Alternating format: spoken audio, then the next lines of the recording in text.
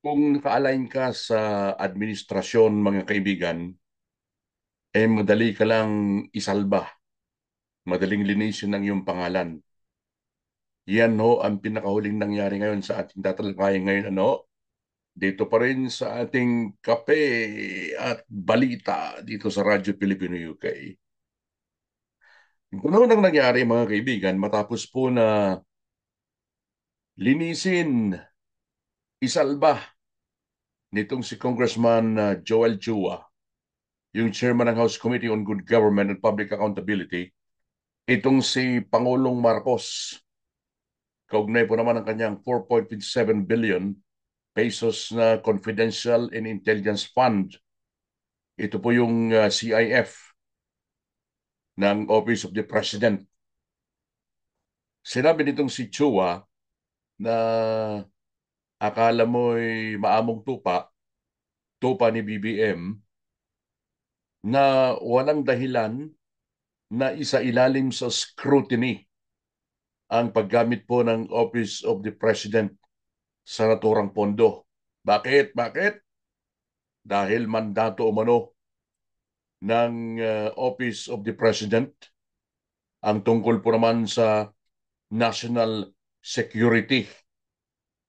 Ang isa sa mga dahilan nitong si Chua ay wala daw pong ni-red flag sa anumang spending o paggasta ng Office of the President sa ibinigay na pondo sa kanila, ibinigay na intelligence at um, intelligence fund at confidential fund sa kanila, mga kaibigan. So, sinabi nitong si Chua na kumakandidatong kumakandidato hong congressman muli, gustong magbalik as congressman sa isang distrito dyan po sa Maynila na alam kong makakalaban niya itong si dating mayor. Nilalabanan at nakakasagutan ang tumatakbong mayor, bumabalik mayor na si Isko Moreno, at mukhang nilaglag yata ito ni Isko itong si Joel Chua Ibig sabihin, walang anomalya sa paggasta sa intelligence fund ng Office of the President, kaya hindi po natin pwedeng imbestigahan. Nilinis ka agad niya, mga kaibigan, no? Nilinis ka agad niya. Ho, isinalba agad niya ang tanggapan ni BBM sa anumang investigasyon ng Kamara na katulad po ng ginagawa nila dyan sa Office of the Vice President. Napakadali, ha? Kapag kaalyansa ka o kapag uh, aso-aso ka ng administrasyon, ganun mo, ganun mo kadaling linisin ang tanggapan at pangalan ng amo mo.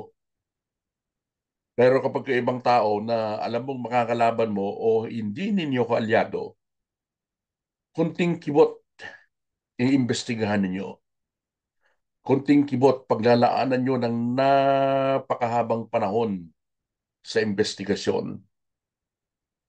At sa bandang huli, ang rekomendasyon ninyo matapos ang inyong investigasyon, talagang idiin kung sino man yung namumuno doon na kalaban ninyo.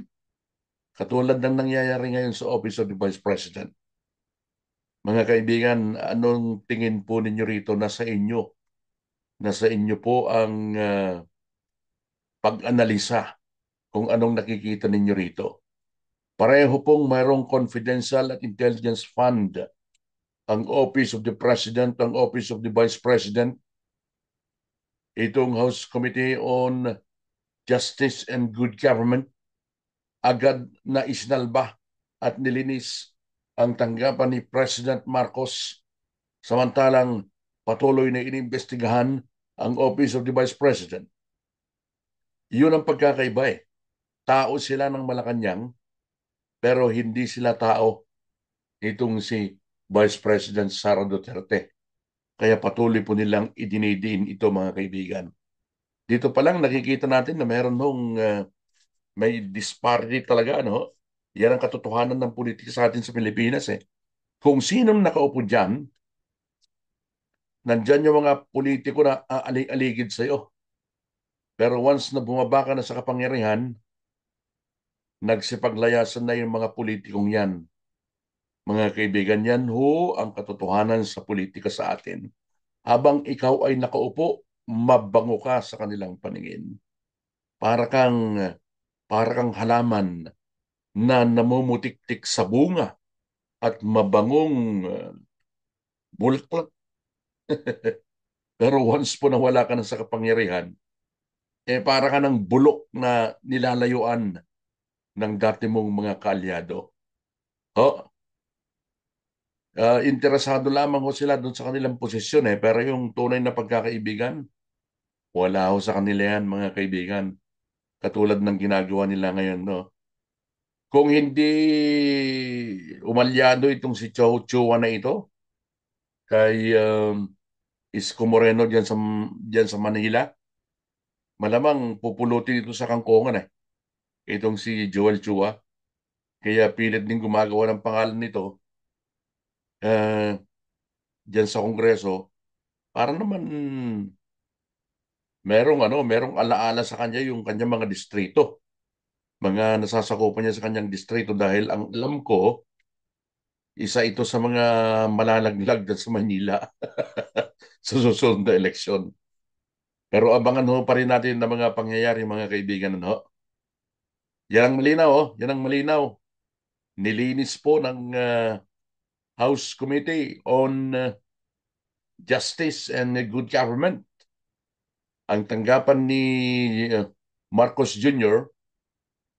sa anumang scrutiny dahil hindi daw ni red flag ng Commission on Audit ng kanyang tanggapan, ng kanyang spending o paggasto sa kanilang pondo habang iniimbestigahan pa yun po namang paggasta